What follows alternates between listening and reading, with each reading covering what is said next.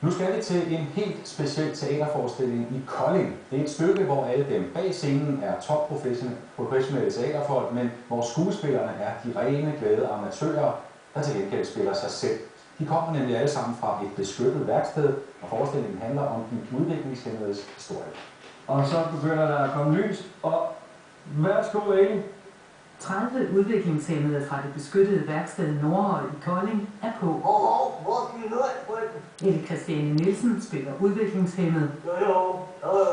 Dine Holm Andersen er læge. Der er den der sergeant-type.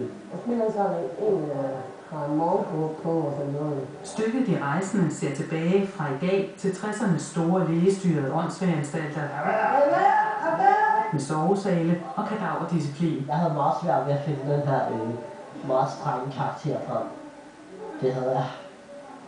Men jeg har da fundet noget, hvis du ikke kan se. Det er derfor, hvor jeg er. Hvad skal jeg stille op med jer? Er I fuldstændig åndssvage? Instruktør Jesper Riefenstahl er som de andre bag scenen fra det professionelle teater Mongo Park. Og du husker, at du skal være bagerst der, og på anderledes arbejde. Det er lidt ligesom at finde ind til en eller anden indianerstamme, og så se, hvordan de danser, hvordan de udtrykker sig.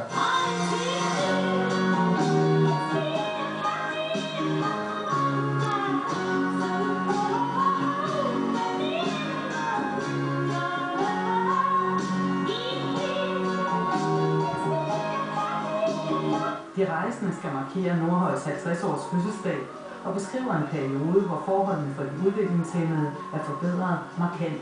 Jeg tænker da, at godt det er mig, der er løbet den tid. Men teaterstykket om det er noget andet. Det synes jeg er rigtig godt. Hører du dig? Ja, det gør jeg. Der er forpremiere på lørdag. Det bliver en en forestilling. Tekstmaskinen røg igen, så lad mig fortælle, at ham vi så til sidst med den flotte næse på, det er Jimmy Holm Andersen, der er altså fra det beskyttede værksted Nordhøj. Vi så også og hørte Ette Christiane Nielsen, også fra Nordhøj, og så instruktør fra Mongo Park i Kolding, Jesper Riefenstahl. Hvis der bliver overskud fra billetsalget, så har de udviklingshæmmede en drøm om at komme til koncerten. Bliver det Kær eller med Kæp og Hilda. Vi har bare lige faldet